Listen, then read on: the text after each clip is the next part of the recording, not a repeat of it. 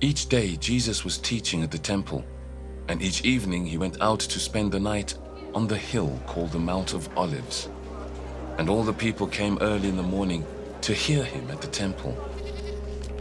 Now the festival of unleavened bread, called the Passover, was approaching.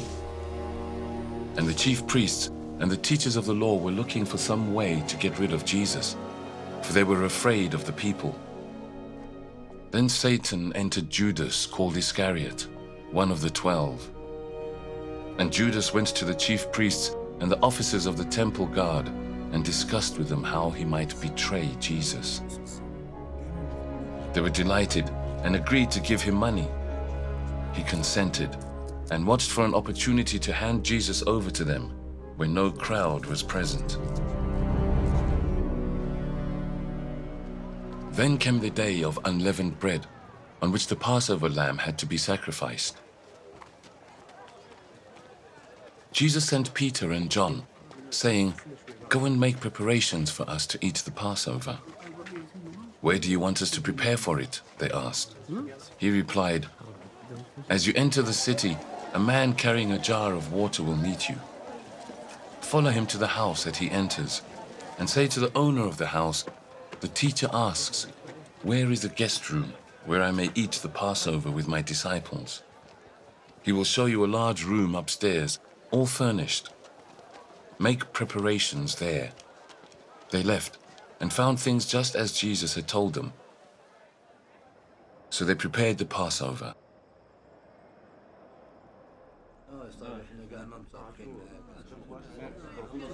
When the hour came, Jesus and his apostles reclined at the table.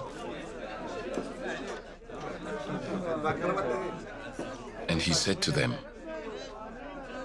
"I have eagerly desired to eat this Passover with you before I suffer.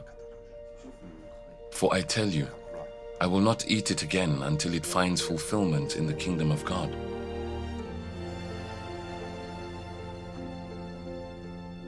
After taking the cup, he gave thanks and said,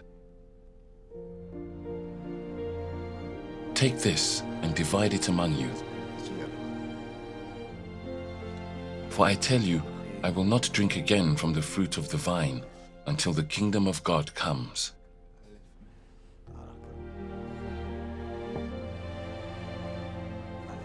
And he took bread, gave thanks, and broke it,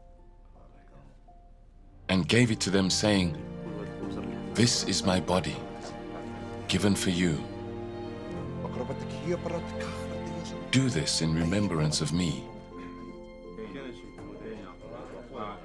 In the same way, after the supper, he took the cup, saying, "This cup is the new covenant in my blood, which is poured out for you. But the hand of him who is going to betray me is with mine on the table. The Son of Man will go as it has been decreed, but woe to that man who betrays him." They began to question among themselves which of them it might be who would do this.